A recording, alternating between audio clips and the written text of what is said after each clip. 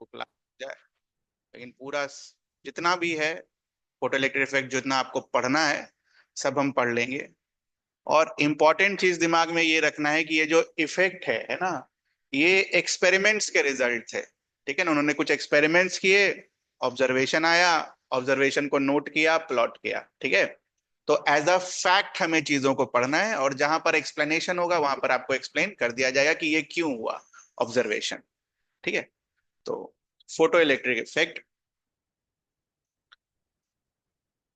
So generally what happens, कोई भी conductor होता है ना, कंडक्टर कौन सा हुआ जो कि इलेक्ट्रिसिटी को क्या करे, कंडक्ट करे। कोई भी कंडक्टर होता है, ठीक है, उसके अंदर होते हैं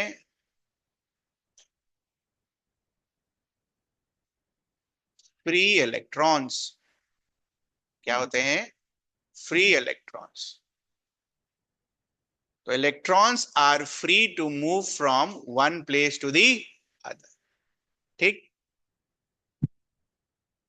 तो इलेक्ट्रॉन जब फ्री ही है तो हो सकता है इसमें से कोई सा भी इलेक्ट्रॉन बाहर आ जाए। ठीक है, मूव कब करेगा, जब उसके पास एनर्जी होगा, और जब एनर्जी होगा तो हो सकता है एक आध इलेक्ट्रॉन बाहर आ जाए। तो मान लेते हैं इलेक्ट्रॉन बाहर आ जाए, अपने से खुद से कुछ करने की जरूरत नहीं पड़े।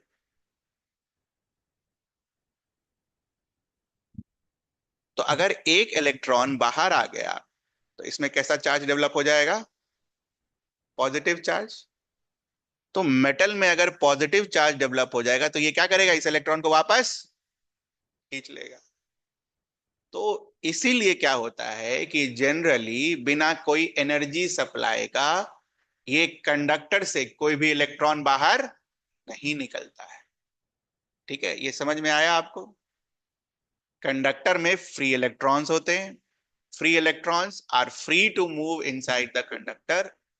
अगर उसमें से कोई सा भी इलेक्ट्रॉन को थोड़ी सी अगर सफिशिएंट एनर्जी हो और वो अपने से बाहर आ जाए, तो अपने से अगर वो बाहर आएगा तो वो सरफेस पर पॉजिटिव चार्ज डेवलप होगा और वो वापस उसको खींच लेगा। तो कहने का मतलब है forces of attraction keep these electrons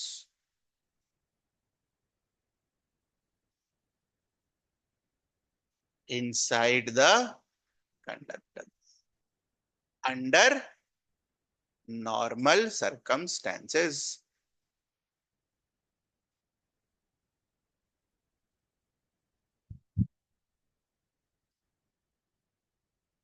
तो एब नॉर्मल सर्कमस्टेंस क्या होगा, तो मान लीजिए एक कंडक्टर है,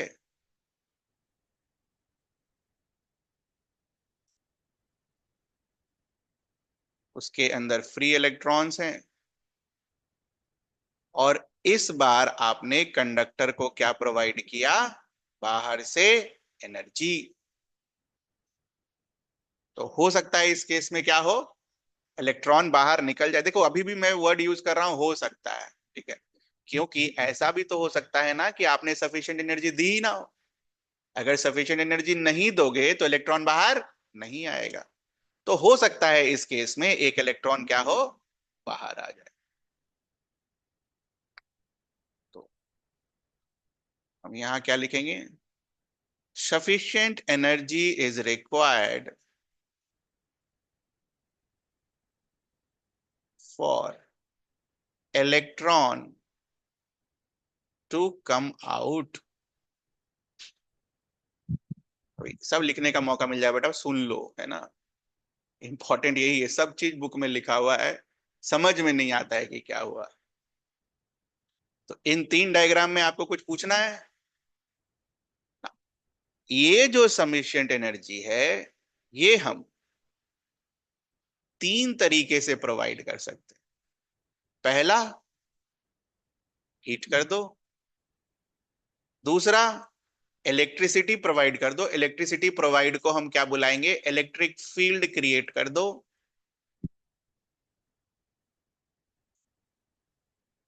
और तीसरा, लाइट एनर्जी दे दो। एनर्जी ही देना है ना, तो हम ये तीन तरीके से एनर्जी प्रोवाइड कर सकते हैं। जब हीट देकर आप इलेक्ट्रॉन को बाहर निकालोगे, तो हीट का मतलब क्या सिखाया था आपको? थर्मल। इस एमिशन का नाम क्या होगा? Thermionic emission. ठीक है। इलेक्ट्रिक फील्ड या इलेक्ट्रिसिटी प्रोवाइड करके अगर आप इलेक्ट्रॉन को बाहर निकालते हो, तो इसको बुलाते हैं फील्ड एमिशन।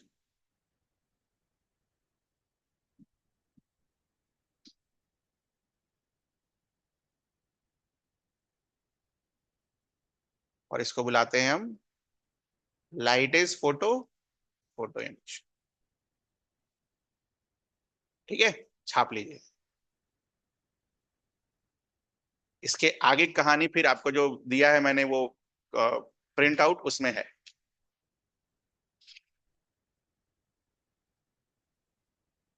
इतना सा पहले लिख लीजिए।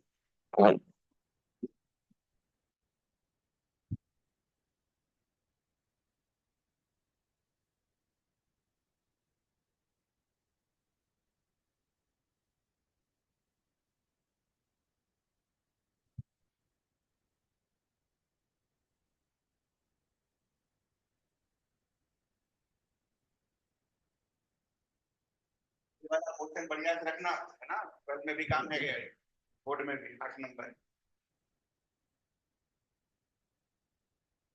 दोबारा नहीं पढ़ाऊंगा मैं ट्वेल्थ में, एक ही बार। पूरा एक चैप्टर यही है, फिजिक्स।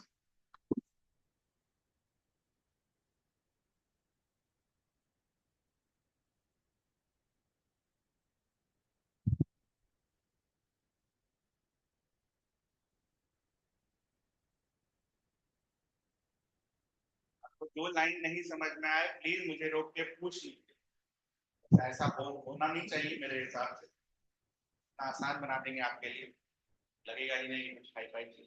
नोबेल प्राइज मिला इसके लिए, फोटो लिख।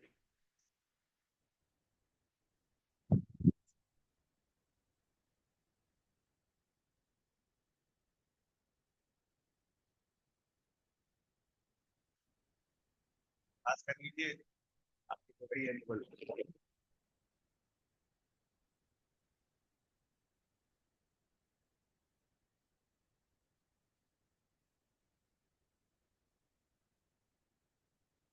2 साल बस, मेरी बात मानिए।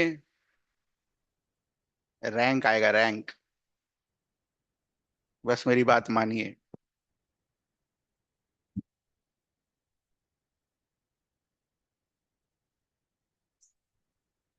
सिलेक्शन होना और रैंक होना दोनों में फर्क है।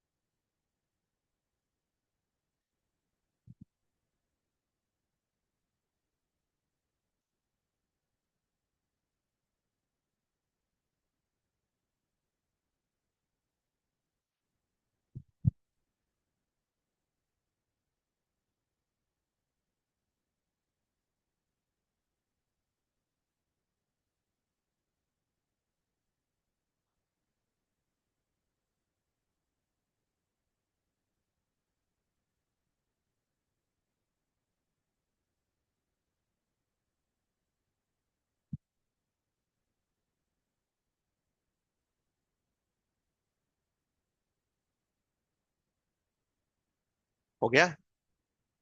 चलिए, तो पेज खोल लीजिए, पहला।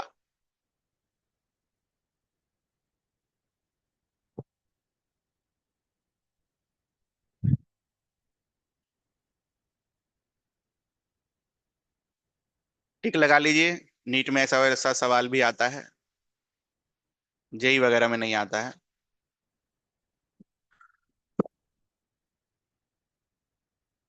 बट सीबीएसई में आता है।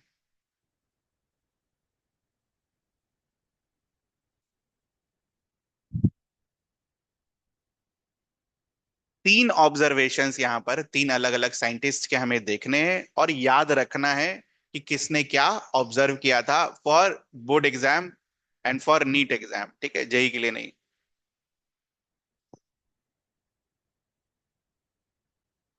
तो हर्ट्स, हेनरिच हर्ट्स ने क्या ऑब्जर्व किया, पहले मार्क करो। High voltage sparks across the detector loop were enhanced when emitter plate was illuminated by ultraviolet light from an arc lamp.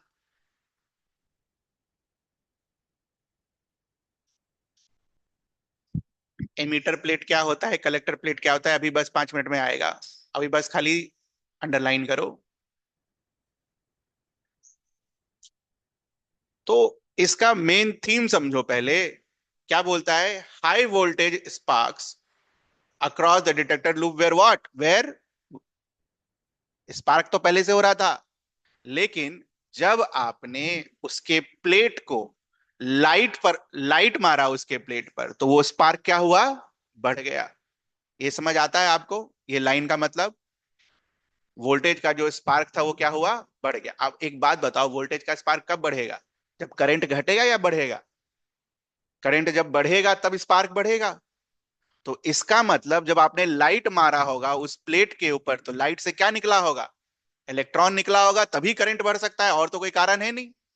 ठीक है, तो इनका वोल्टेज स्पार्क बढ़ने का रीजन क्लियर है आपको, क्यों बढ़ा होगा, क्योंकि जब आपने उसके प्लेट पर लाइट मारा, लाइट से इलेक्ट्रॉन निकला होगा, और इलेक्ट्रॉन की वजह से करंट क्या हुआ होगा, बढ़ गया होगा, और करंट बढ़ने से वोल्टेज बढ़ गया होगा, स्पार्क्स एनहांस्ड। समझ आई ये चीज, ये बताओ, दोबारा बोलना है। तो उनका ये ऑब्जर्वेशन था कि स्पार्क क्या हुआ, एनहांस्ड हो गया। कब, when emitter plate was illuminated by ultraviolet light।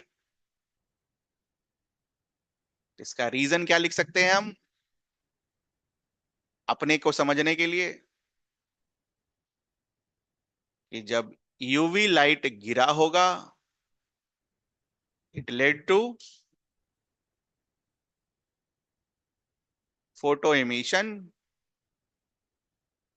Of electrons, जिसकी वजह से क्या हुआ होगा, करंट बढ़ा होगा, जिसकी वजह से वोल्टेज बढ़ा होगा, और स्पार्क क्या हुआ होगा, एनहांस्ड। जनरली अपने घर में भी शॉर्ट सर्किट होता है तो क्या होता है, वोल्टेज बढ़ जाता है, स्पार्क हो जाता है। तो वोल्टेज कैसे बढ़ा होगा, ऐसे तो इसको नोट कर लो साइड में।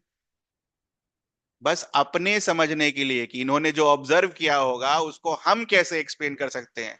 इन्होंने एक्सप्लेन नहीं किया ये चीज, ये बस हम कैसे कर सकते हैं इनके ऑब्जर्वेशन को एक्सप्लेन, वो बता रहे, कर देते तो इन्हीं को मिल जाता Nobel prize photoelectric effect के लिए।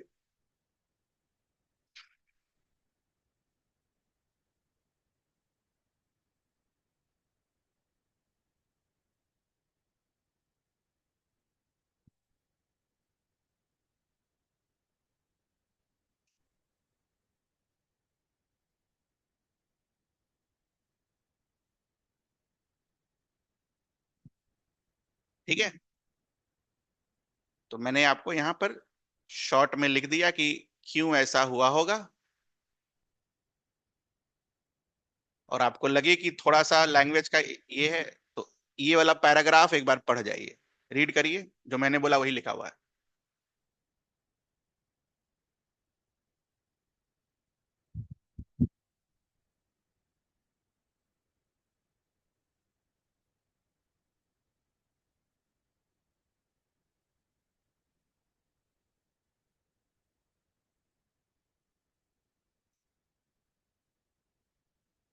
उसको अंडरलाइन करने की जरूरत नहीं है, उसको बस खाली पढ़ने की जरूरत है।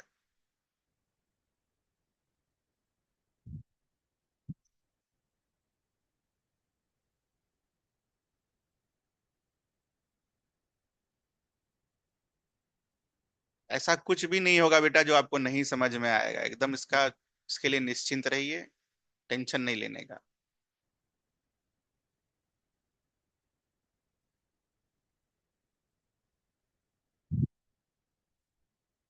ठीक। चलिए, दूसरे साइंटिस्ट का experiment, Hallwachs and Lenard's. Lenard ने क्या ऑब्जर्व किया, अंडरलाइन करिए पहले। He observe that ultraviolet radiations were allowed to fall on emitter plate. Acha, he observed that when this ultraviolet radiations were allowed to fall on emitter plate of an evacuated glass tube enclosing two electrodes, current flows in the circuit. और ultraviolet radiations अगर आप stop कर देते हो तो current flow भी क्या हो जाता है, स्टॉप। इनका ऑब्जर्वेशन मार्क करिए।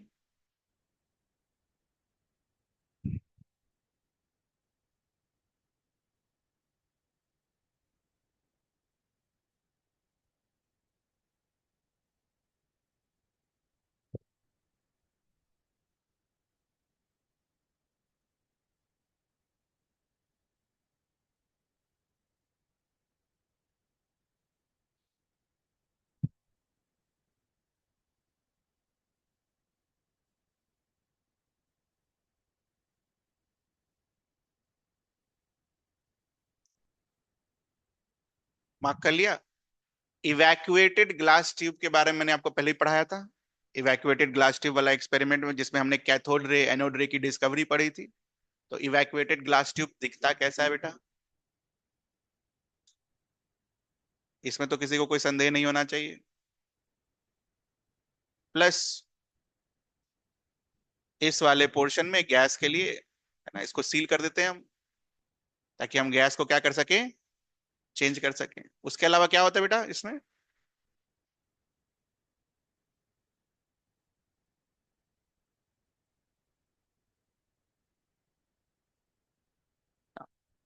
ये जो दो इलेक्ट्रोड्स हैं, इन दो इलेक्ट्रोड्स को अगर आप देखो तो इन दो इलेक्ट्रोड्स को बेसिकली वो कैथोड एनोड ना बुलाकर इसको बुला रहे हैं, एक मिनट, एमीटर प्लेट, इसको बुला रहे हैं कलेक्टर प्लेट। ठीक है, क्यों ऐसा बोलते हैं ये भी अभी आपको क्लियर होगा। पहले तो इनका एक्सपेरिमेंट एक्सप्लेन करने दे। तो ये क्या बोल रहे हैं कि एमीटर प्लेट पर कैसा लाइट मारो, अल्ट्रावायलेट लाइट मारो। उसकी वजह से क्या होगा, इस अभी जो है प्रेजेंटली इवैक्यूएटेड जो है ये, मतलब कुछ गैसेस होंगे इसमें प्रेजेंट में, क्या ये सर्किट कंप्लीट है, इट्स इनकम्प्लीट ना, सर्किट तो कंप्लीट है नहीं। तो सर्किट अगर कंप्लीट होगा तभी करंट दिखेगा। तो इसका मतलब जब आप इसको अल्ट्रावायलेट रे से टकराओगे तो व्हाट विल हैपन,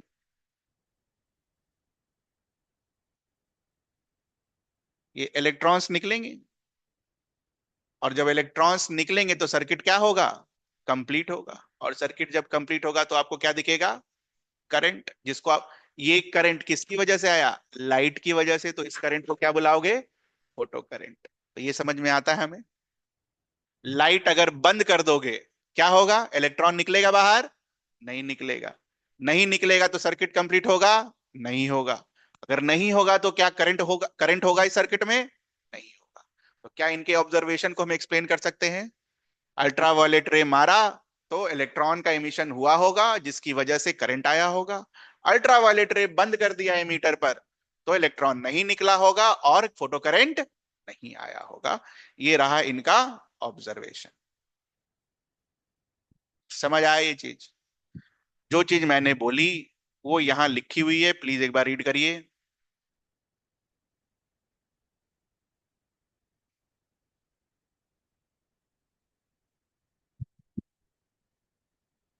बुक खोल लिए ना, बुक से पढ़ो।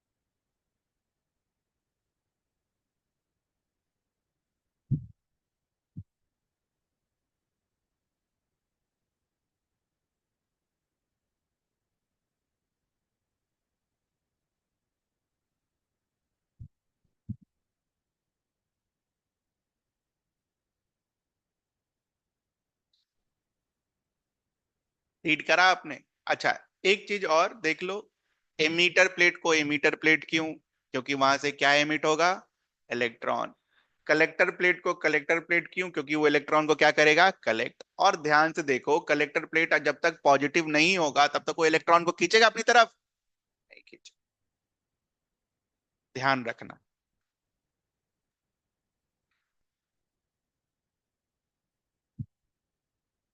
बहुत माइन्यूट माइन्यूट सी चीजें हैं जो हमें इसके एक्सपेरिमेंट में पढ़नी है।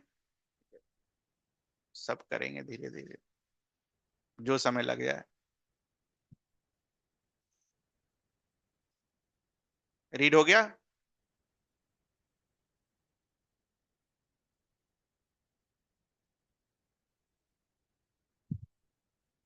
नेक्स्ट जो लाइन में साइंटिस्ट हैं, हॉलवैक्स।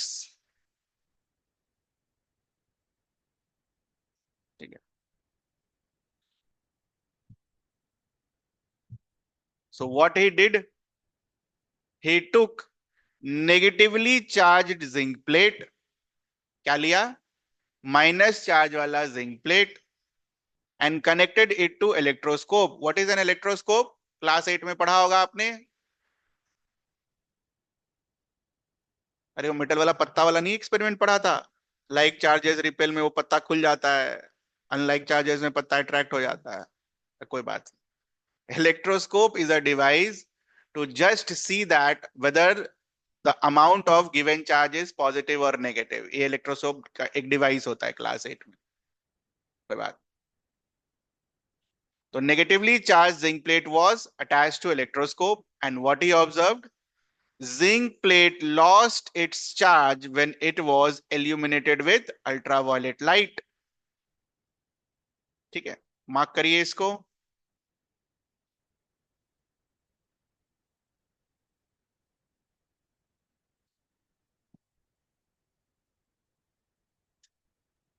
एक्सप्लेन भी कर दूंगा। और क्या ऑब्जर्व किया उन्होंने आगे, कि अल्ट्रावायलेट लाइट जब और बढ़ाया गया तो ये अनचार्ज zinc plate became what? Positively charged.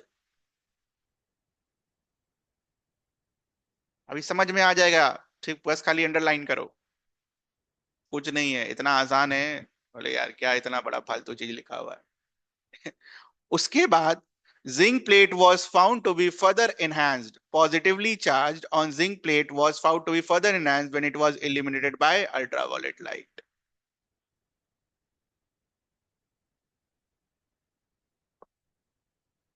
हो गया? अंडरलाइन हो गया सभी का? उन्होंने क्या ऑब्जर्व किया? अब देखना ध्यान से।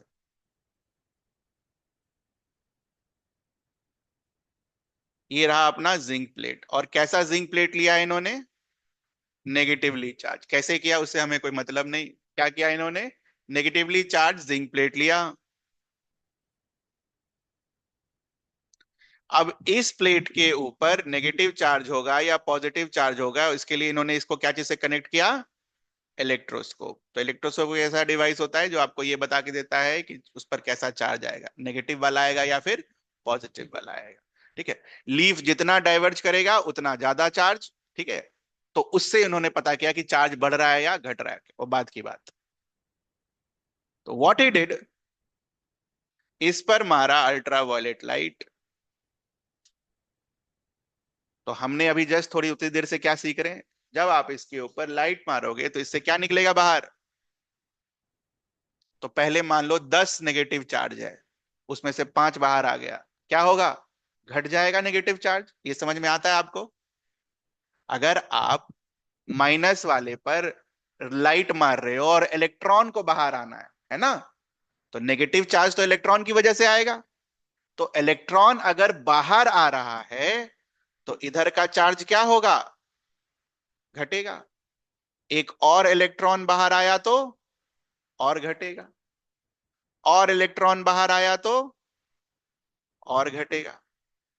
ऐसा करते करते सारा चार्ज खत्म। ठीक। इसके बाद अगर तुम और लाइट देते हो इसके ऊपर तो और इलेक्ट्रॉन निकलेगा। अब जब इलेक्ट्रॉन निकलेगा, कैसा चार्ज? Positive charge. और लाइट एनहांस किया, और पॉजिटिव चार्ज। वही लिखा है वहां पर। समझ आए ये चीज? शुरू में जब लाइट मारोगे तो नेगेटिवली चार्ज से वो क्या होगा, माइनस निकलता जाएगा, तो पहले न्यूट्रल, और लाइट मारते जाओगे तो न्यूट्रल के बाद और इलेक्ट्रॉन निकलेगा तो पॉजिटिव चार्ज। पूछना आपको इसमें। तो यहां से क्या कंक्लूड किया गया? कौन सा चार्ज बाहर आया होगा? नेगेटिव चार्ज घट रहा है तो वही बाहर आया होगा। तो कंक्लूडेड दैट, मार्क कर लीजिए।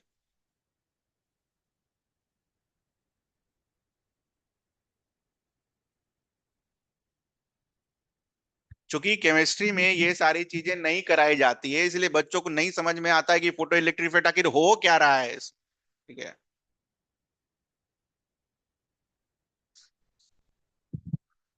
तो अभी तक तो कुछ ना कुछ तो दिमाग में गया होगा ना, 3 एक्सपेरिमेंट 4 एक्सपेरिमेंट आपने पढ़े, इतना तो दिमाग में सेट हो गया होगा कि लाइट डालेंगे इलेक्ट्रॉन बाहर निकलेगा, है कि नहीं?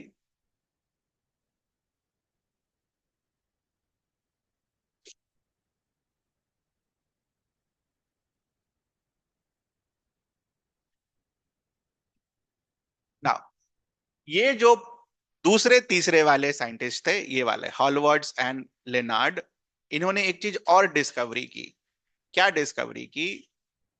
कि हर लाइट के लिए इलेक्ट्रॉन बाहर नहीं निकलता है। से फॉर एग्जाम्पल, आपने एक मेटल लिया, ठीक है, और उस पर विजिबल लाइट डाला। हमने इलेक्ट्रोमैग्नेटिक स्पेक्ट्रम पढ़ा है, मैंने आपको इलेक्ट्रोमैग्नेटिक स्पेक्ट्रम पढ़ाया था। उसमें हमने क्या देखा है कि लाइट के स्पेक्ट्रम में अलग अलग तरीके के लाइट्स होते हैं, है ना? अल्ट्रावायलेट, इंफ्रारेड, विजिबल, अलग एक्स रेज, हर तरीके का होता है। उस हर तरीके में सबका फ्रीक्वेंसी सेम नहीं होता है, सबका फ्रीक्वेंसी क्या होता है, अलग अलग। तो इन्होंने क्या पाया कि सारे लाइट के साथ इलेक्ट्रॉन बाहर नहीं निकलता है, कुछ स्पेसिफिक लाइट के साथ ही इलेक्ट्रॉन बाहर क्या होगा, निकलेगा। ठीक है। और कुछ स्पेसिफिक लाइट अगर आप यूज कर रहे हो तो इसको हम इलेक्ट्रोमैग्नेटिक स्पेक्ट्रम के फॉर्मेशन में क्या बोल सकते हैं, कुछ स्पेसिफिक फ्रीक्वेंसी। ठीक है। तो इसको हम कैसे कंक्लूड कर सकते हैं कि कुछ स्पेसिफिक फ्रीक्वेंसी पर ही इलेक्ट्रॉन क्या होगा, बाहर आएगा। तो ये समझ में आता है आपको? इन्होंने ये ऑब्जर्व किया कि सारी लाइट के साथ एमिशन नहीं होता है। सारी लाइट के साथ एमिशन को हमने कैसे कन्वर्ट किया? सारी फ्रीक्वेंसी के साथ एमिशन नहीं होगा, कुछ स्पेसिफिक फ्रीक्वेंसी पर एमिशन होगा। तो उस कुछ स्पेसिफिक फ्रीक्वेंसी को क्या बुलाएंगे हम, threshold frequency.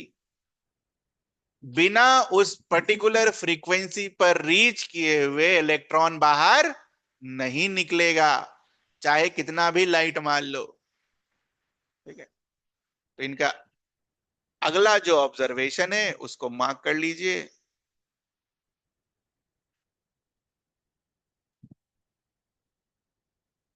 When ultraviolet light fell on the emitter plate, no electrons were emitted at all when the frequency of incident light was smaller than certain minimum value. ये important है।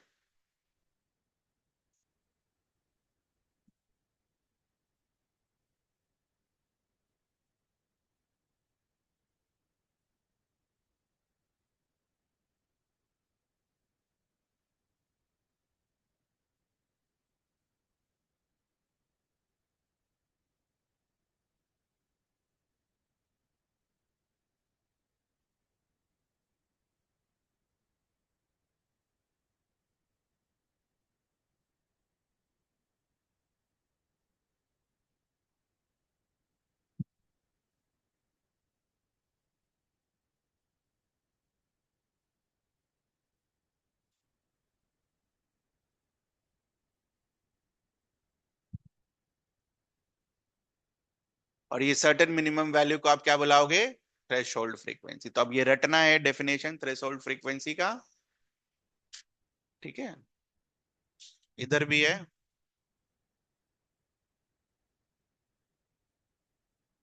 Class 11 के book में।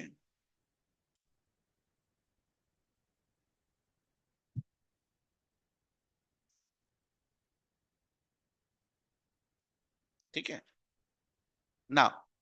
Next जो topic को आगे बढ़ाने के क्रम में जो चीज आती है वो क्या, ये जो मिनिमम थ्रेशोल्ड फ्रीक्वेंसी है ये क्या चीज पर डिपेंड करेगी? तो it will depend on nature of material of which plate, जहां से इलेक्ट्रॉन निकलना है।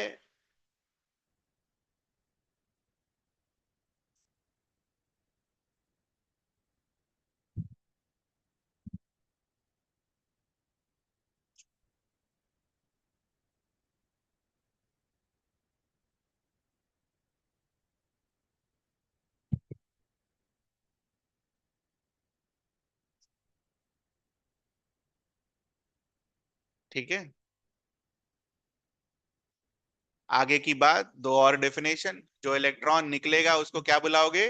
फोटो इलेक्ट्रॉन, क्योंकि लाइट की वजह से निकला है। और जो इफेक्ट हुआ उसको क्या बुलाओगे? Photoelectric effect. Electrons were termed as photoelectrons, जो भी बाहर इलेक्ट्रॉन्स निकला, and phenomenon is called photoelectric effect.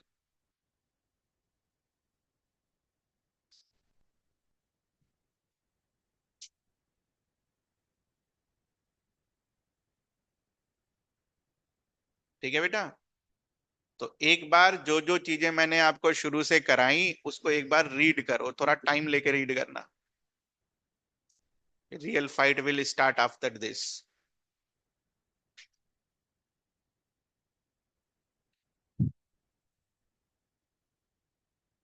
ये सब 35-40 मिनट में लोग खत्म करते हैं।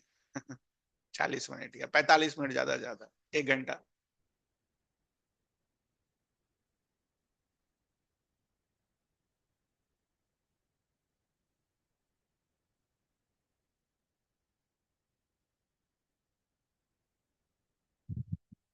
और ये भी होता है, केमिस्ट्री वाला बोलता है कि फिजिक्स वाला पढ़ाएगा फोटो इलेक्ट्रिक इफेक्ट, फिजिक्स वाला बोलता है केमिस्ट्री वाला पढ़ाएगा फोटो इलेक्ट्रिक, दोनों में से कोई नहीं पढ़ाता। जहां दो दो टॉपिक ओवरलैपिंग है वहां ये चीज होगा आपके साथ।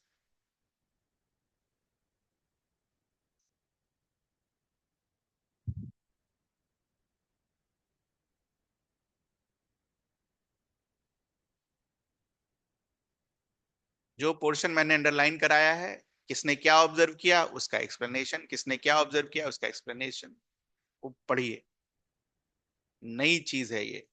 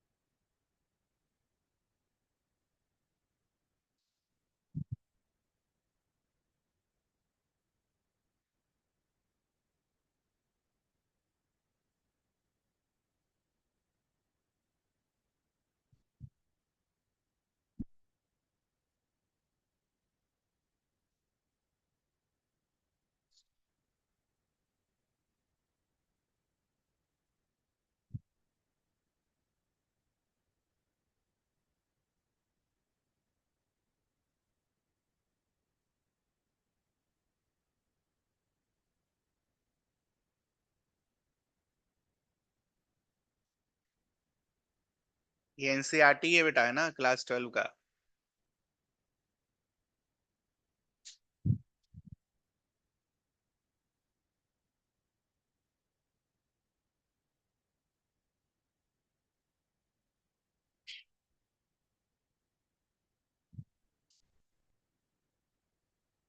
एक चीज ध्यान रखना, जेई वाले खासकर 75% चाहिए होता है बोर्ड में, है ना। आसान नहीं होता लाना, तो डिफिकल्ट हो जाता है बहुत।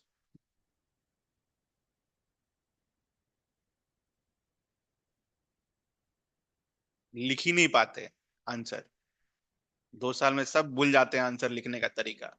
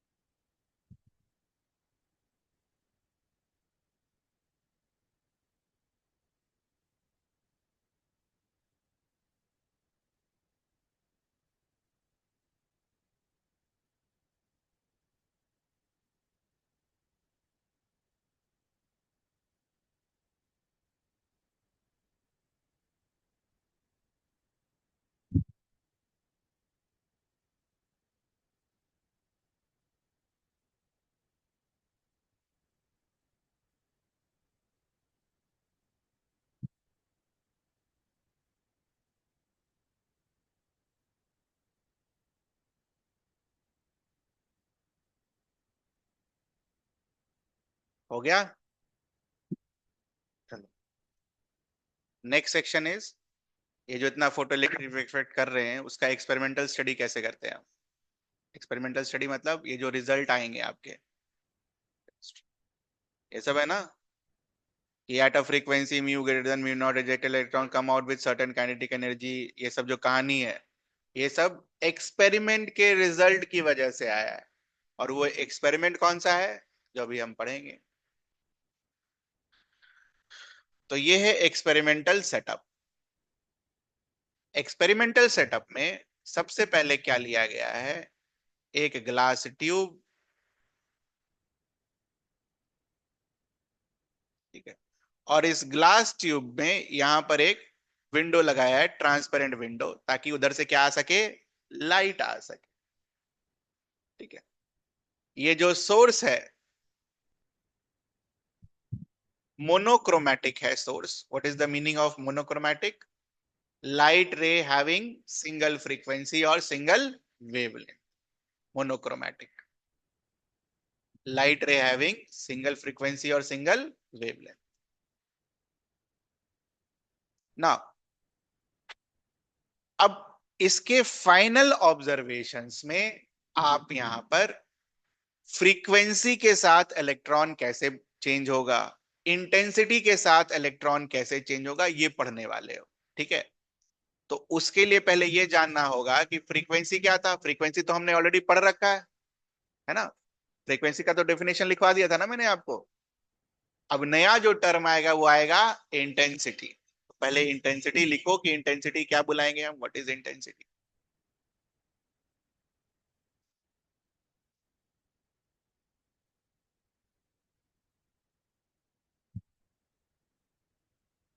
Energy delivered per unit time per unit area is called intensity.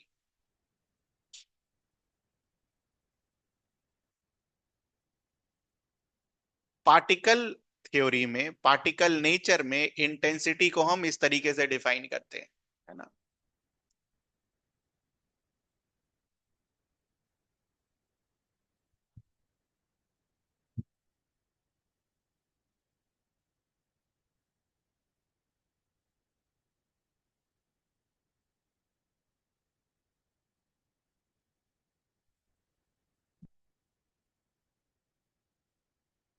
Wave nature में इंटेंसिटी अलग तरीके से डिफाइन होता है। ऐसा ना हो कि आप कहीं वेव नेचर पढ़ लिए हैं और वहां पर बोले कि सर इंटेंसिटी तो ये होता था एम्पलीट्यूड का स्क्वायर।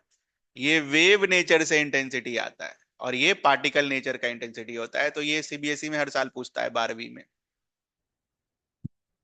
पार्टिकल नेचर के लिए इंटेंसिटी कैसे डिफाइन करते हैं। हर साल क्लास 12 में पूछता है।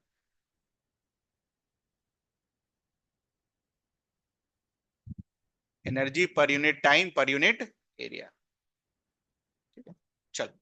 तो मैंने क्या बोला कि ये सारे एक्सपेरिमेंटल सेटअप को जब आप आगे पढ़ोगे तो बेसिकली इलेक्ट्रॉन का एमिशन इंटेंसिटी के ऊपर और फ्रीक्वेंसी के ऊपर कैसे डिपेंडेंट है ये पढ़ना है। तो यहां पर हम एक्सपेरिमेंटल सेटअप में पहले ये नोट करेंगे कि ये इंटेंसिटी और फ्रीक्वेंसी, ठीक है, डिपेंडेंसी अगर इन दोनों पर पढ़ना है तो इसको चेंज कर करके पढ़ोगे। पहली फ्रीक्वेंसी पर कैसे डिपेंडेंट होगा, दूसरा फ्रीक्वेंसी यूज करेंगे तो कैसे यूज होगा, या तीसरा फ्रीक्वेंसी यूज करेंगे तो कैसे होगा। तो उसके लिए क्या किया जाता है, ठीक है, फ्रीक्वेंसी चेंज करने के लिए यहां पर लगा दिया जाता है कलर फिल्टर। कलर फिल्टर का काम क्या होगा, लाइट रे आया, किसी पर्टिकुलर कलर को वो फिल्टर आउट कर लेगा। मोनोक्रोमेटिक की जगह दूसरा सोर्स यूज करते हैं, एक पर्टिकुलर कलर को ही क्या करेगा, वो अलाउ करेगा अपने थ्रू जाने के लिए। उसको क्या बुलाते हैं हम, कलर फिल्टर। नॉर्मली घर में फिल्टर होता है, पानी जब आता है तो वो क्या करता है, डस्ट पार्टिकल को फिल्टर आउट कर लेता है और सिर्फ जो साफ पानी है वो हमें मिले। तो से फॉर एग्जांपल हमें ये एक्सपेरिमेंट ग्रीन लाइट पर परफॉर्म करना है, हम क्या करेंगे, ग्रीन वाला फिल्टर लगाएंगे, वो बाकी सारे को एब्जॉर्ब कर लेगा, किसको पास करने देगा, बस और बस ग्रीन वाले। तो ग्रीन की फ्रीक्वेंसी यूज कर लोगे, ग्रीन फिल्टर की जगह रेड लगा दो। हर बार तो सोर्स नहीं बदलोगे ना बेटा, उतना पैसा कहाँ आएगा 1905 में। ठीक है, तो बेसिकली एक फिल्टर लगाकर वो लोग क्या करते थे, फ्रीक्वेंसी को क्या करते थे, चेंज करते थे। तो फ्रीक्वेंसी कैसे पढ़ते थे, अलग अलग फ्रीक्वेंसी, ये क्लियर है आपको, बाय अप्लाइंग फिल्टर्स। मार्क करिए, एक वर्ड में बाहर नहीं बोलूंगा, इतना ही याद हो जाए, जेई नीट सीबीएसई सब के लिए काफी है।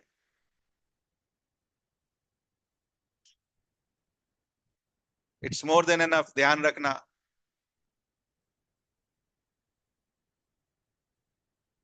एकदम रिसर्च लेवल का चीज है ये जो दे रखा है। दूसरी चीज जो इन्हें पढ़नी थी, इंटेंसिटी के हिसाब से पढ़नी थी। तो इंटेंसिटी को इन्होंने कैसे चेंज किया, by changing the distance between source and, source को दूर ले जाओगे तो यहां देखो क्या होगा, इंटेंसिटी की डेफिनेशन में क्या लिखा है आपने, तो पर यूनिट एरिया का क्या होगा, वेरिएशन, जिसकी वजह से इंटेंसिटी क्या हो जाता है, चेंज। तो वो सब बात की बात है। आपको क्या ध्यान रखना है, इंटेंसिटी को चेंज करने के लिए इन्होंने क्या किया, changing the distance of light source from the ammeter.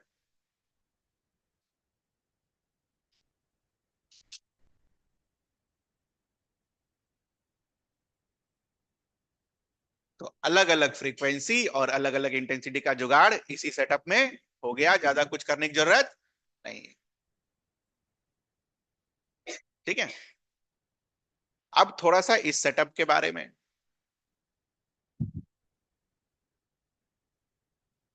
जैसा कि मैंने आपको पहले भी बोला, सी को क्या बुलाएंगे हम, this is emitter plate, this is collector plate. दोनों के बीच में पोटेंशियल डिफरेंस होगा, वोल्टेज लगा हुआ होगा। ठीक है, तो collector plate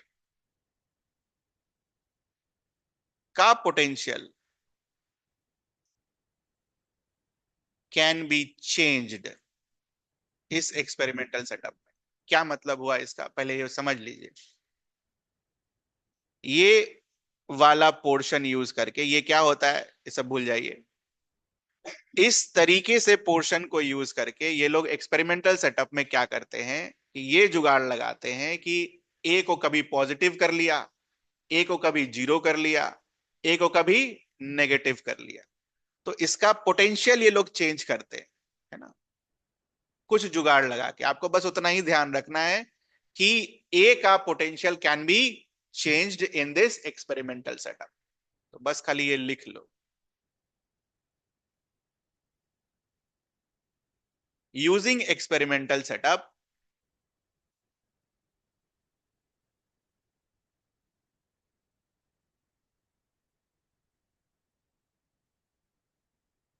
potential of A can be changed. आपके लिए पोटेंशियल क्या होगा? पॉजिटिव, जीरो और माइनस।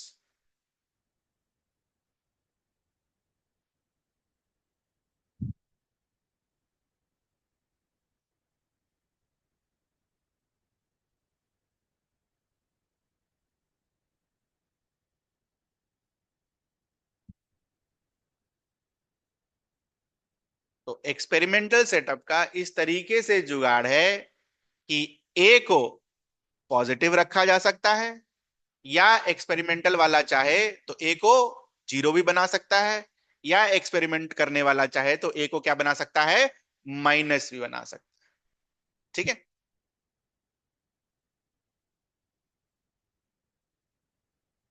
बस इतना ही है इसमें, जो भी मैंने बोला, और उतना ही आपको चाहिए भी, उससे ज्यादा नहीं चाहिए। और इसके बाद रिजल्ट्स, इस एक्सपेरिमेंटल सेटअप के रिजल्ट जो बहुत इंपॉर्टेंट है,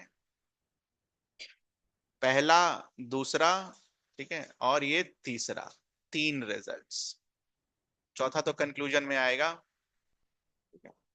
तीन results. The most dangerous one is this one, effect of potential on, हाँ, फोटो इलेक्ट्रिक करंट। और आसान भी सबसे यही है।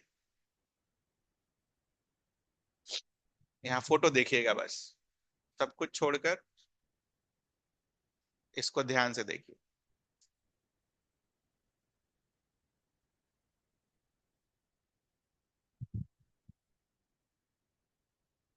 तो जब आप लाइट रेस को मारोगे तो इलेक्ट्रॉन्स निकलेंगे, काफी सारे इलेक्ट्रॉन्स निकलेंगे, है ना? तो काफी सारे इलेक्ट्रॉन्स निकलेंगे, तो सबकी एनर्जी, हर इलेक्ट्रॉन की एनर्जी क्या होगी? Different.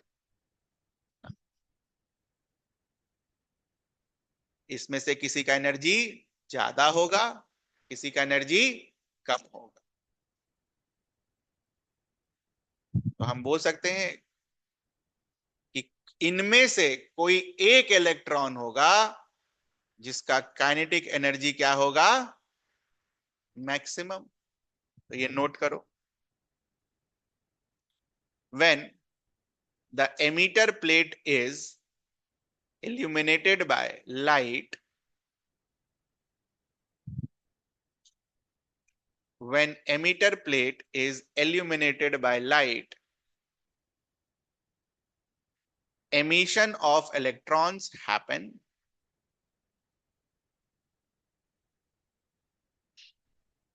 When emitter plate is illuminated by light, emission of electron happens. Full stop.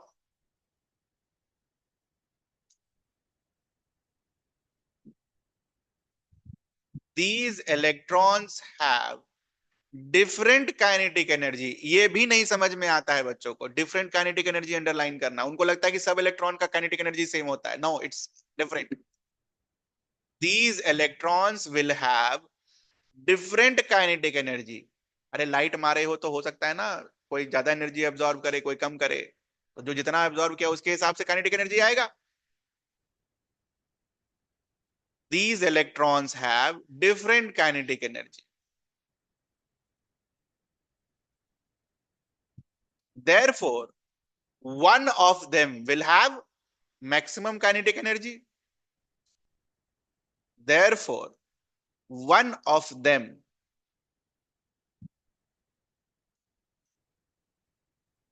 will have maximum kinetic energy.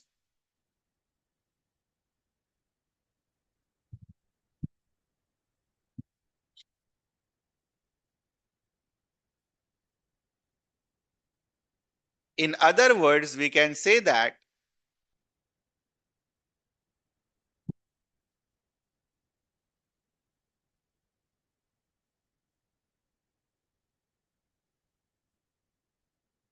In other words, we can say that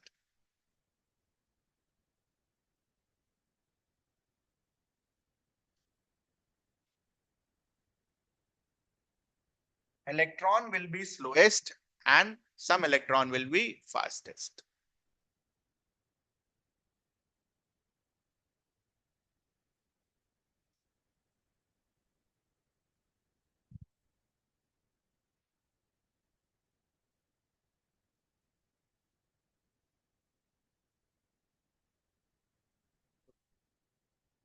ये आपके दिमाग में जाता है, ये सेट होता है अपने दिमाग में कि इलेक्ट्रॉन के पास जो एनर्जी है, काइनेटिक एनर्जी मतलब velocity, speed, half mv square, class 9 में आपने पढ़ा होगा। तो इलेक्ट्रॉन में एक इलेक्ट्रॉन ऐसा होगा जो सबसे स्लोएस्ट होगा और एक इलेक्ट्रॉन ऐसा क्या होगा जो सबसे फास्टेस्ट होगा। ये समझ में आता है आपको? अगर ये समझ में आता है तभी मैं आगे बढ़ूंगा। पहले ये बताओ, ये गया आपके दिमाग में? एक सबसे स्लोएस्ट होगा, एक सबसे फास्टेस्ट होगा। अब ध्यान से सुनना।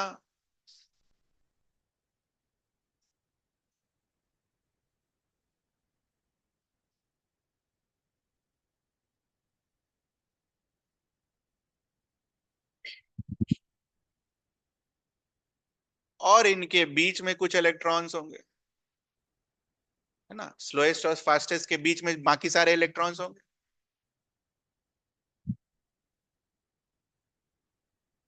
जब इस प्लेट का पोटेंशियल हाई होगा, मैंने क्या बोला आपको? पोटेंशियल हाई का मतलब अपने दिमाग में क्या चलेगा? प्लस, बहुत प्लस होगा। ठीक है, तो ये क्या करेगा?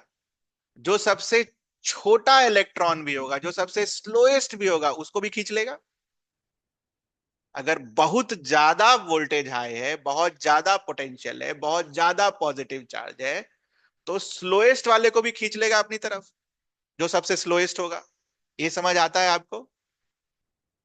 तो इसका मतलब क्या हुआ कि अगर पोटेंशियल हाई है तो सारे के सारे इलेक्ट्रॉन खिंचा जाएंगे।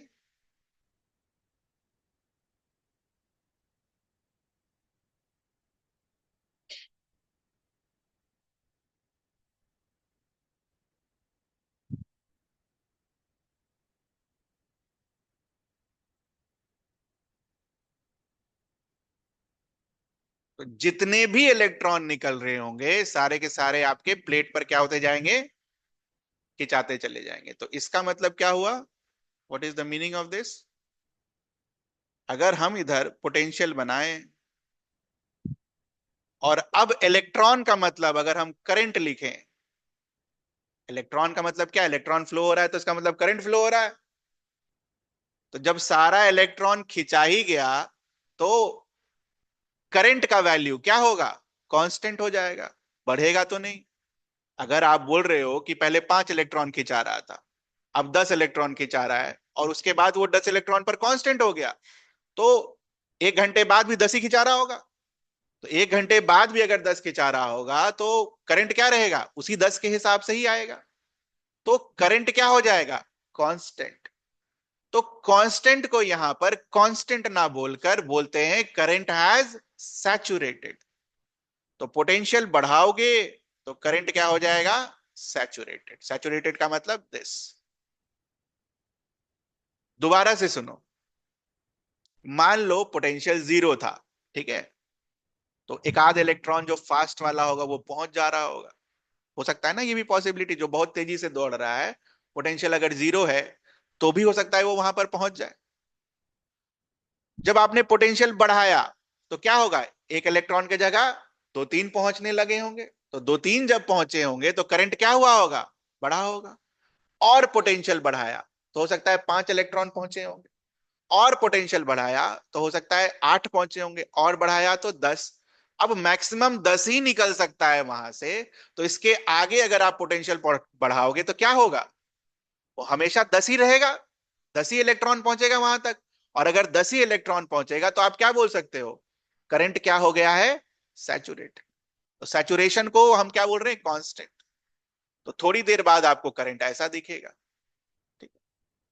तो ये समझ में आता है आपको? ये सबसे टफ वाला पोर्शन।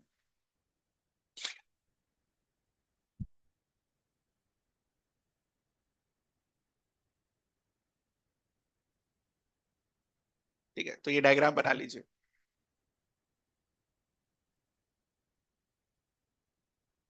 जब आप जीरो से पोटेंशियल को बढ़ाना शुरू करेंगे तो करंट कैसा दिखेगा, ऐसा दिखेगा।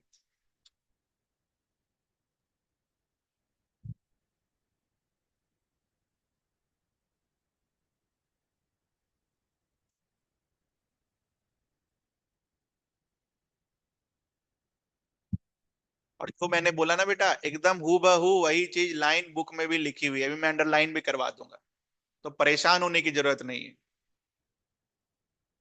आपको बस ये समझ में आना चाहिए, स्लोएस्ट और फास्टेस्ट। हाई पोटेंशियल पर सारे इलेक्ट्रॉन खिंचा जाएंगे। 9 बजे भी 10 इलेक्ट्रॉन, 9:10 पर भी 10 इलेक्ट्रॉन, 9:15 पर भी 10 इलेक्ट्रॉन, 9:30 9 बजे भी 10 इलेक्ट्रॉन। तो हर समय 10 इलेक्ट्रॉन खिंचा रहा है, तो हर समय सेम करंट होगा।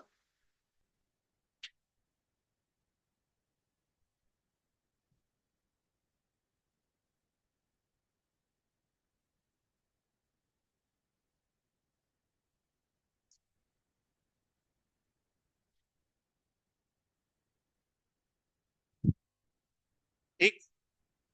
कुछ पूछना है आपको इसमें? चलिए एक बार अंडरलाइन करिए और उसको पढ़िए, तब आपको थोड़ा दिमाग में और जाए।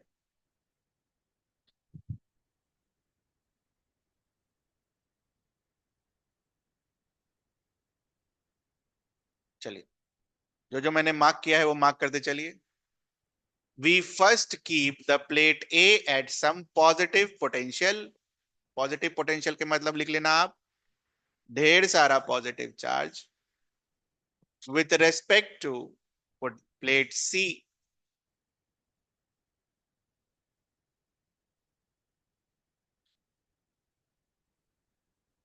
ध्यान रहे, जब हम ये एक्सपेरिमेंट कर रहे हैं, ये वाला पोर्शन जब हम कर रहे हैं, तो फ्रीक्वेंसी को क्या रखा है, फिक्स्ड। और इंटेंसिटी को भी क्या रखा है, फिक्स्ड। इंटेंसिटी और फ्रीक्वेंसी चेंज नहीं कर रहे। ठीक। तो आपने क्या लिया, एक सेटअप लिया, उस पर फिक्स्ड फ्रीक्वेंसी का लाइट मारा, और इंटेंसिटी उस लाइट की क्या है, फिक्स्ड। क्या बदल रहे हो,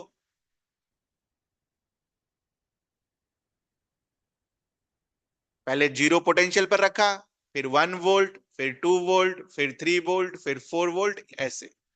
तो next vary the positive potential of plate A gradually.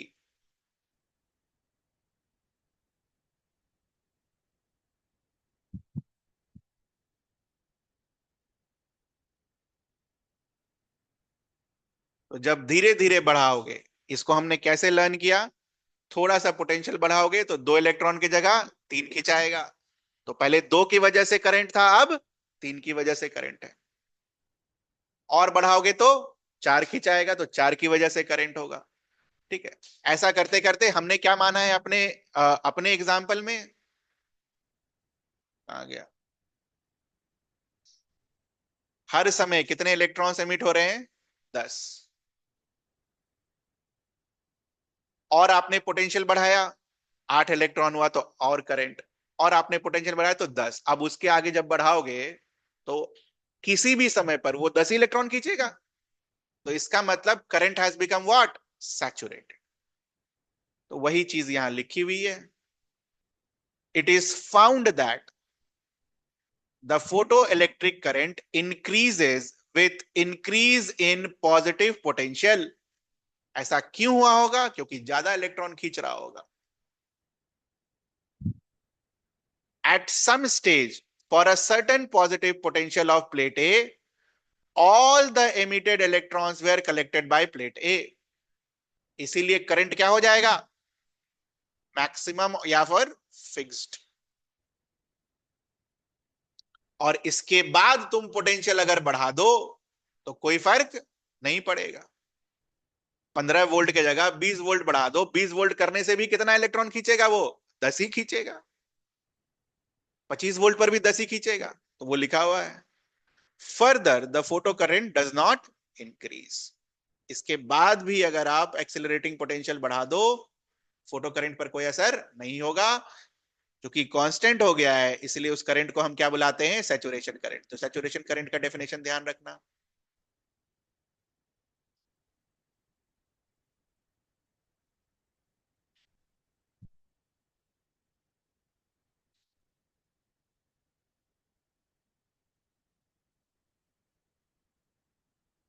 Photo electric effect का सबसे टफ पार्ट पढ़ रहे हो आप, ध्यान रखना है इस चीज का। 4 बार पढ़ोगे दिमाग में सेट हो जाएगा। और मैं जितना आसानी से कर सकता था, आई ट्राइड माई बेस्ट। इसके बाद भी नहीं समझ में आया तो प्लीज मेरे से रुक कर पूछ लीजिएगा, इंपॉर्टेंट है ये।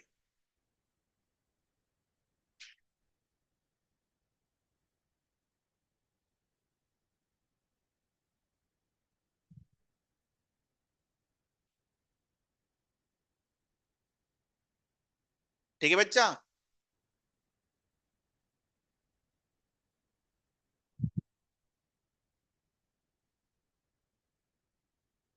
तो हमने अभी थोड़ी देर पहले जब एक्सपेरिमेंटल सेटअप में आपको डाला था, तो वहां ये बताया था कि जो कलेक्टर प्लेट है उसका हम पोटेंशियल को क्या कर सकते हैं, चेंज कर सकते हैं। पॉजिटिव पर रख सकते हैं, जीरो पर रख सकते हैं, और नेगेटिव पर रख सकते हैं। तो पॉजिटिव वाला तो देख लिया, पॉजिटिव बढ़ाने में क्या होगा। अब नेगेटिव वाले में,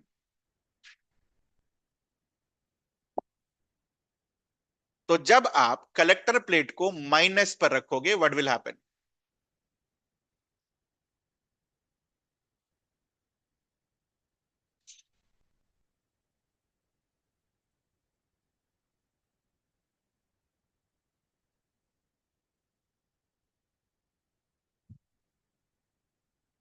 इसको माइनस कर देते हैं।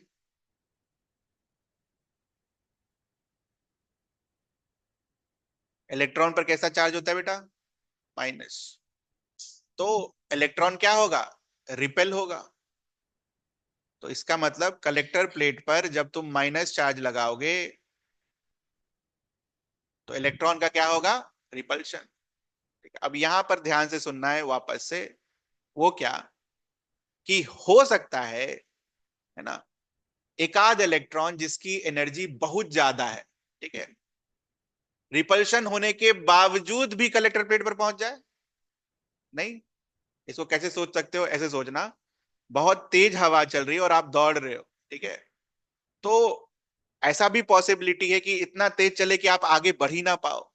और ऐसी भी पॉसिबिलिटी है कि आप थोड़ा सा एफर्ट लगाकर क्या करो, आपके पास अगर एनर्जी ज्यादा होगा तो आप आगे बढ़ सकते हो उस केस में। यहां पर अगर आपने माइनस चार्ज यहां लगाया है, ठीक है, तो जिसकी एनर्जी कम होगी उसका तो चांस ही नहीं है कि वो वहां पहुंचे। लेकिन जो फास्टेस्ट वाला था, हो सकता है कि वो वहां पर पहुंच जाए। जब आपने जस्ट माइनस चार्ज किया, क्या किया, जस्ट माइनस। तो अगर वो वहां पर पहुंचा है, फास्टेस्ट वाला, तो इसका मतलब कुछ तो करंट होगा। एक भी पहुंचा, या फास्टेस्ट के बाद सेकंड फास्टेस्ट वाला भी अगर मान लो पहुंच गया, तो इसका मतलब कुछ तो करंट होगा, लेकिन कम होगा। तो थोड़ा सा माइनस किया, 2 इलेक्ट्रॉन पहुंचा, करंट थोड़ा कम हुआ। और माइनस चार्ज किया, और कम हुआ। अब एक समय इतना ज्यादा माइनस कर दिया कि जो फास्टेस्ट वाला था वो भी नहीं पहुंच सका। तो जो फास्टेस्ट वाला नहीं पहुंचा, तो क्या सारे बाकी सारे पहुंच पाएंगे, नहीं पहुंच पाएंगे। तो इसका मतलब उस केस में एक भी इलेक्ट्रॉन नहीं पहुंचा होगा। और एक भी इलेक्ट्रॉन अगर नहीं पहुंचा होगा तो करंट क्या हो गया होगा, जीरो।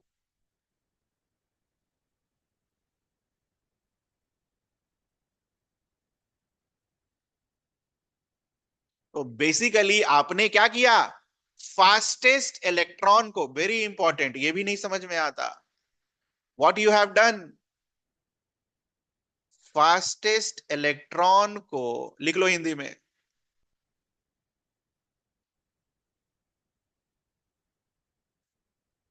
आपने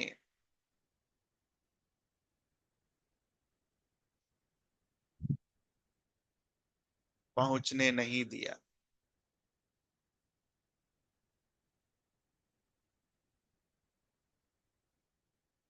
इवन द फास्टेस्ट इलेक्ट्रॉन को आपने कलेक्टर प्लेट तक पहुंचने नहीं दिया। तो इसके नीचे वाले तो कभी नहीं पहुंचेंगे।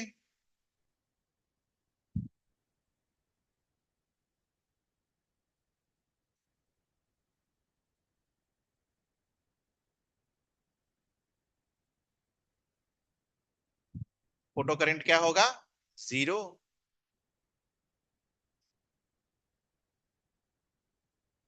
सबसे टफ पोर्शन है यार ये, है ना? समझ आ गया तो अच्छी बात है, नहीं आए तो दो तीन बार पढ़िएगा। तो आपने फास्टेस्ट इलेक्ट्रॉन को कलेक्टर प्लेट तक कैसे नहीं पहुंचने दिया? By doing what? By doing negative potential. तो इसको दूसरे वर्ड्स में क्या बोल सकते हैं? आपने फास्टेस्ट इलेक्ट्रॉन को रोक दिया बाय अप्लाइंग सम पोटेंशियल। तो रोकने को अंग्रेजी में क्या बोलते हैं? और किस कैसे रोका आपने? By applying potential. तो इस वाले पॉइंट का पोटेंशियल को क्या बुलाओगे? Stopping potential.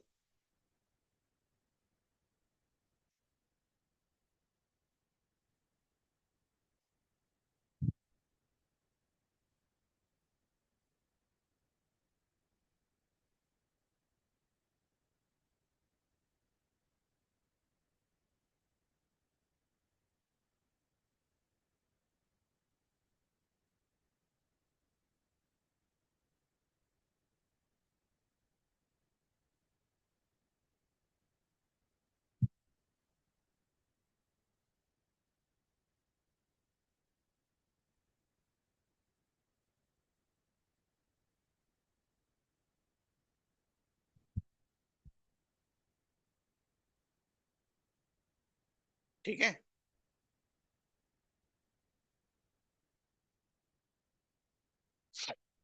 इसको पढ़िए।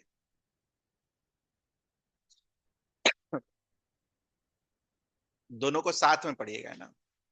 इसको भी और उसके बाद वाला।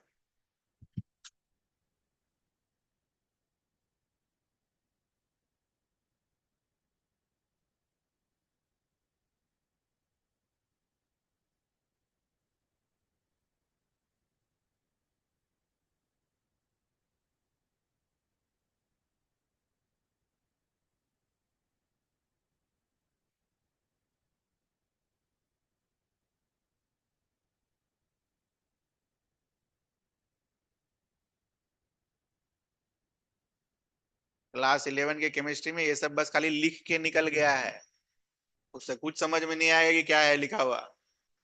एक सवाल नहीं बनेगा। माथा पकड़ के बैठे रहेंगे, अरे हमको तो कुछ नहीं आता है।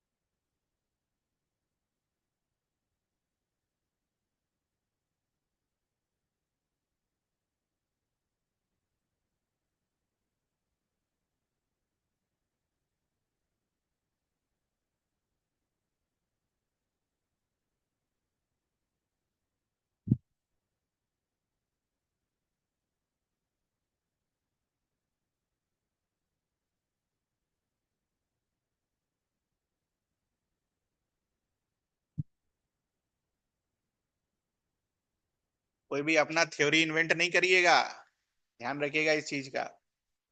नहीं, अपना थ्योरी, सारे एक्सपेरिमेंट के रिजल्ट्स हैं।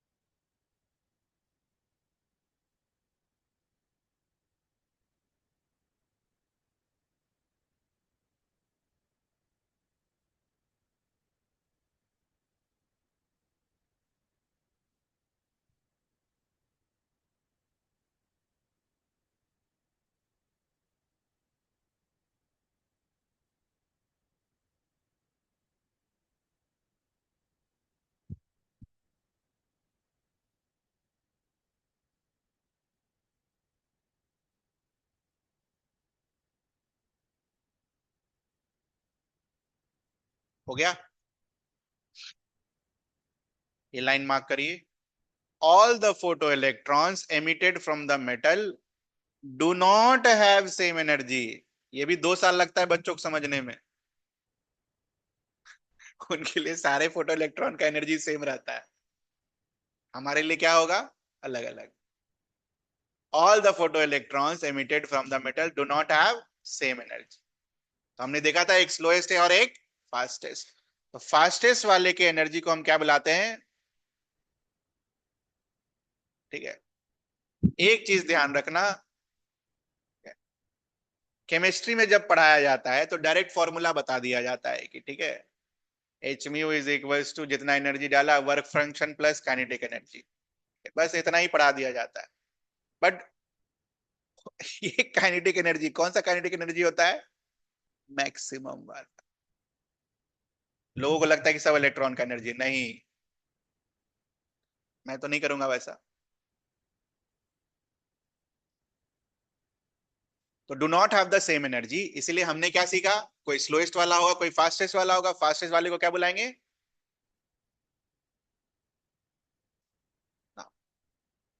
नोट करके एक पॉइंट लिखो। In physics,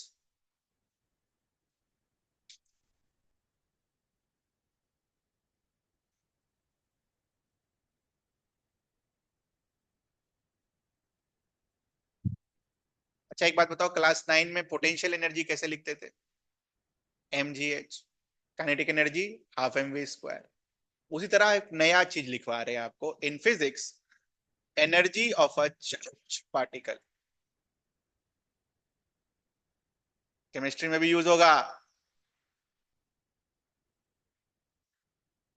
is given bye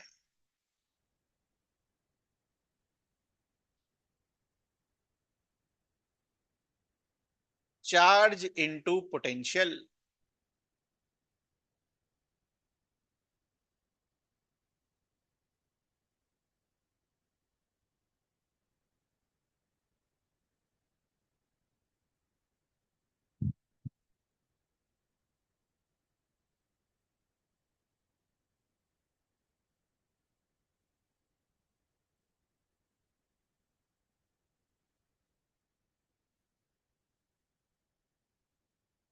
हमारे केस में जो चार्ज है वो कौन सा चार्ज है, न्यूट्रल, प्रोटॉन, इलेक्ट्रॉन, हीलियम, क्या है, इमिशन किसका हुआ, Q is and V is V naught. Stopping potential is given by V naught.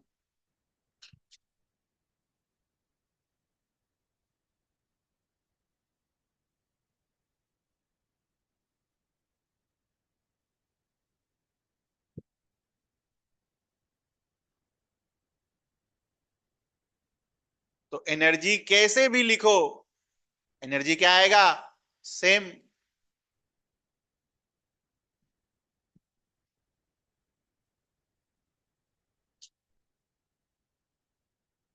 Very important. तो फास्टेस्ट इलेक्ट्रॉन का kinetic energy is given by charge on electron into stopping potential. ये chemistry में भी है, जो रटना है आपको।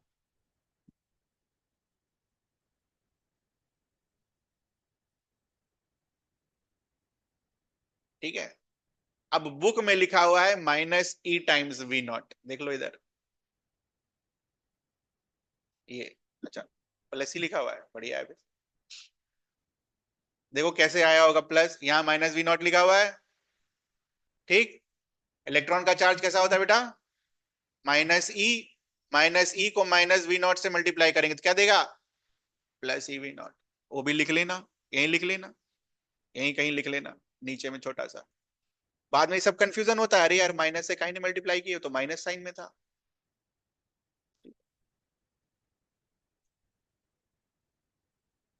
Energy is equal to QV। Q का वैल्यू इज -E, V0 का value is -V0, therefore it will be E times. और कॉमन सेंस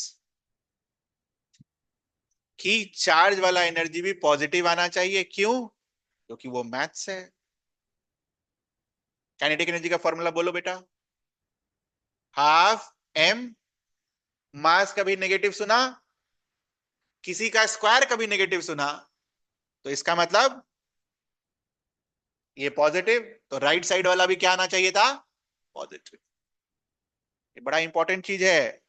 हाँ, आइंस्टीन का जब इक्वेशन लिखेंगे, फोटो इलेक्ट्रिक इक्वेशन, तो उसमें ये यूज करेंगे। लिख लेना, इधर भी पॉजिटिव, इधर भी पॉजिटिव।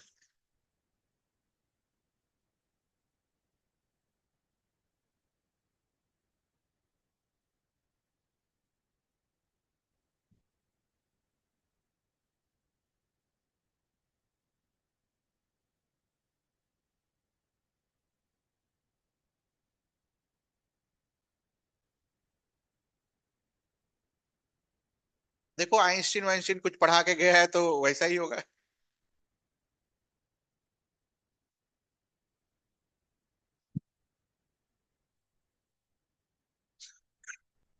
ठीक है। लास्ट पोर्शन, वापस से उस डायग्राम में हम आएंगे, तो अभी थोड़ी देर के लिए आपको बहुत परेशान किया। मैंने कहा बनाया, मिल ही नहीं रहा। अब एक्सपेरिमेंट करने वाले लोगों ने क्या किया? हमने जो एक्सपेरिमेंट किया वहां पर फ्रीक्वेंसी फिक्स था, इंटेंसिटी फिक्स था। एक्सपेरिमेंट करने वालों ने क्या किया? इंटेंसिटी को किया चेंज, इंटेंसिटी बढ़ाया। तो उन्होंने क्या ऑब्जर्व किया? इंटेंसिटी चेंज करने से सैचुरेशन करंट क्या हुआ? थोड़ा सा बढ़ गया। ऐसा क्यों हुआ होगा? इंटेंसिटी का डेफिनेशन पढ़ो जो मैंने लिखा है। एनर्जी बढ़ाया तो अपने एक्सपेरिमेंट में 10 इलेक्ट्रॉन निकल रहा है, एनर्जी बढ़ाओगे तब क्या होगा? 15 निकलने लगेगा, 20 निकलने लगेगा। तो 20 निकलेगा तो उसको रोकने के लिए भी ज्यादा पोटेंशियल चाहिए होगा, करंट क्या होगा? ज्यादा सेचुरेट होगा। और इंटेंसिटी बढ़ाया तो फिर सैचुरेशन करंट। तो ये वाला जो डायग्राम बनाया, ये प्रॉपरली कॉम्पिटिटिव एग्जाम में पूछा भी जाता है कि बताइए बताइए इसका क्या रिलेशन है। तो I3 is greater than I2 is greater than I।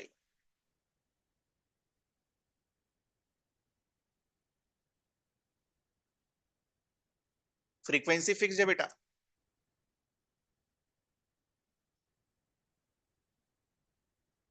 But सब के लिए इंटेंसिटी अलग कर दो, बट सब के लिए स्टॉपिंग पोटेंशियल इज सेम।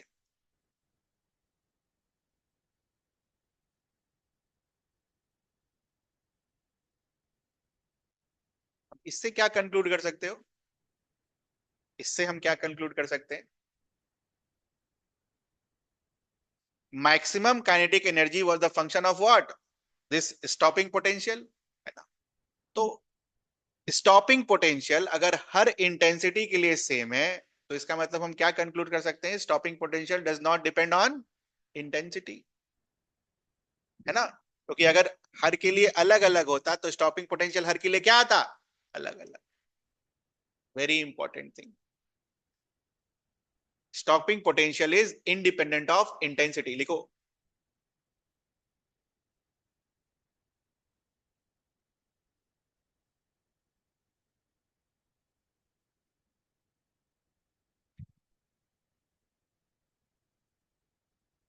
यही रटना भी है।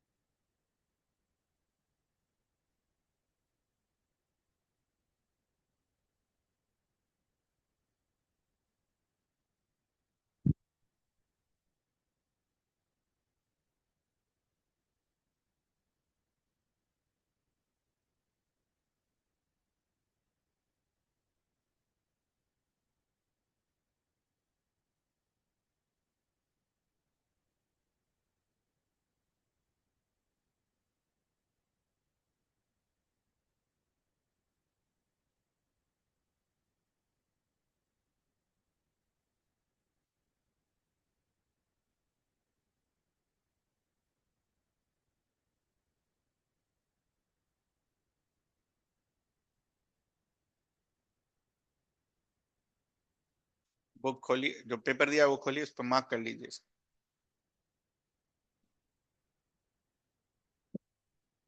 We repeat this experiment with incident radiation of the same frequency but of higher intensities I2 and I3. क्या ऑब्जर्व होगा? Saturation currents are now found to be at higher values.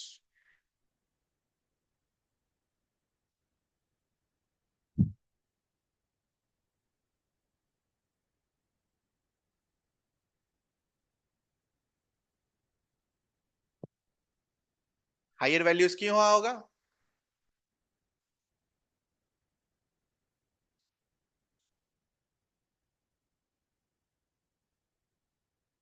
Because of more photo electrons.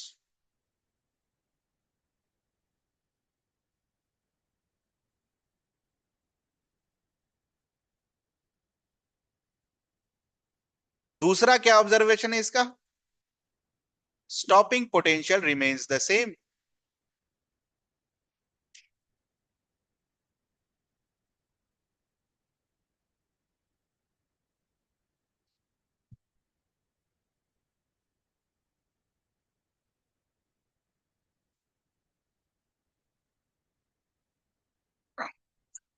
In other words, दूसरे वाले को क्या लिखोगे?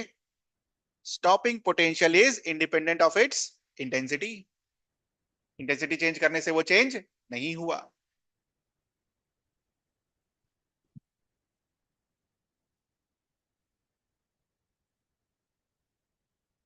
और इस वाले फॉर्मूले से अगर स्टॉपिंग पोटेंशियल इंटेंसिटी के इंडिपेंडेंट है तो ये भी इंटेंसिटी के इंडिपेंडेंट होगा।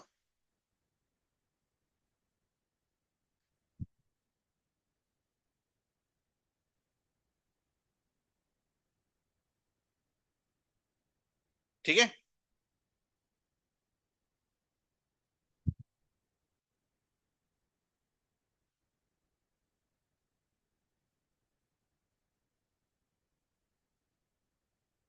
इस वाले पोर्शन को हम फिर नेक्स्ट क्लास में करेंगे। होमवर्क लिखिए।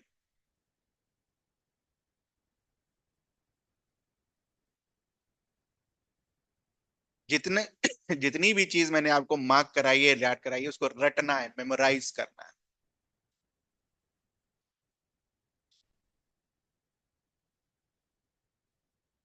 जैसे हिस्ट्री याद करते हो ना, वैसे ही।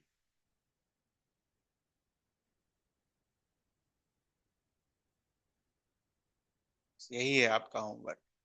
कुछ चीजें मैंने आपको बोली थी कि आज वो डिस्कशन करेंगे, बट पहले हम ये फोटो इलेक्ट्रिक इफेक्ट खत्म कर देंगे, उसके बाद मैं डिस्कशन करूंगा। तो आज का क्लास क्या करना है? रटना है, जैसे हिस्ट्री याद करते हैं हम, एकदम बिल्कुल वैसे ही। तो आराम से जाइए, पढ़िए, रटिए। ठीक है। और इसके बाद जो नहीं समझ में आया जो लाइन, वो प्लीज अलग से पेपर में लिख लीजिएगा कि हमको ये वाला लाइन नहीं समझ में आया, मैं दोबारा एक्सप्लेन कर दूंगा उसको। ठीक है, जा सकते हैं आप।